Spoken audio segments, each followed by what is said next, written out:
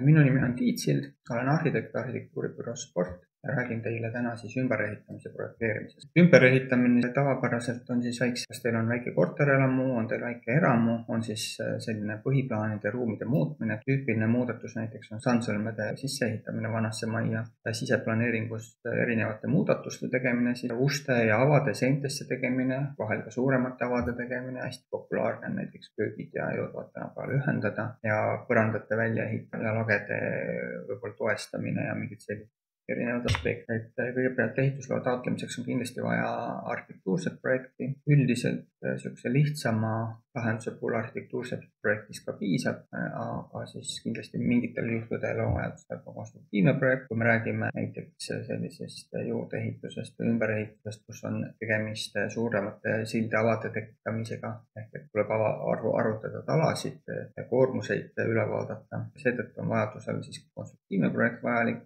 Ja eriosade projektid ehk siis vesi, kanal, küte, ventilatsioon, elekter ja ka nõrkpool. Nende vajadus muidugi sõltub juba konkreetselt sellest, kas teil on vanad tehnosüsteemid amortiseerunud või mitte. Selleks, et nüüd ehitama hakata, tegelikult on teil vaja kindlasti ehitusluba või ehitusteatist, siis alla 33% olemasoleva hoone maapealsest kubatuurist laiendamise puhul piisab ehitusteatisest. See on natukene lihtsam protseduur ja üle 33% olemasoleva hoone maapealsest kubatuurist laienduse puhul on vajalik kindlasti ehitusluba. Ja selle ehitusteatise alla käivad ka sellised väikeehitised või kuni 60 ruutu pindala, kuni 5 sellised väiksed ehitised, mis ei tohi olla avaliku funktsiooniga. Kui te näiteks kioskit ehitada, siis kioskile ikkagi tuleb ehitada.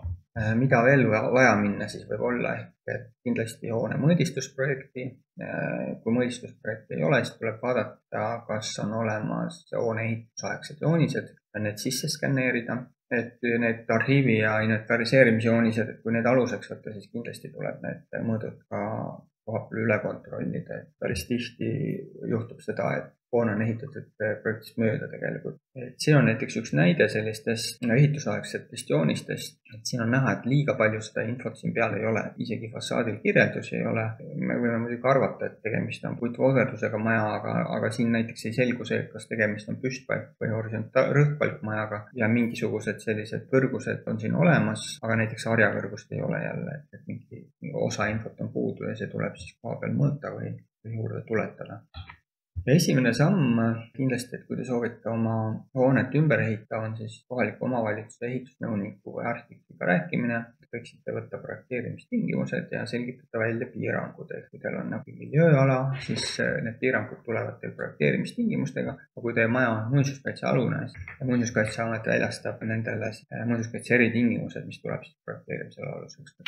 Meie arhitektuuribüroo Sport pakub siis 3 ühes lahendust, asjaajamine kohalikus omavalitsuses, suhtleme ametkondadega, ajame välja projekteerimistingimused, juhul kui te seda soovite, tegeleme siis projekteerimisega ja aitame igati kaasa ka ehitusloa menetlemise ja taotlemise protsessid, et üldiselt meie hinnapakkumises juba on ehitusloa taotlemine sisse arvestada. Ja projektide meie koostame siis arhitektuurseid eskiise, eel- ja põhiprojekte ja aitame juurde vajadusel siis nii-öelda projekti juhtimisena eriosade projektide tellida konstruktiivse projekti ja muud vajalikud projektid. Et nüüd ehitusloa menetlusest rääkides, siin on ka teatud sammud, mis tuleb läbi käia. Loeme projekti EHR-i üles, täidame vajalikud andmed, suhtleme kohaliku omavalitsuse ametnikega, vajadusel suhtleme ka Päästeametiga, proovime siis teha seda kõike sellises konstruktiivses ja suhteliselt kiires rütmis.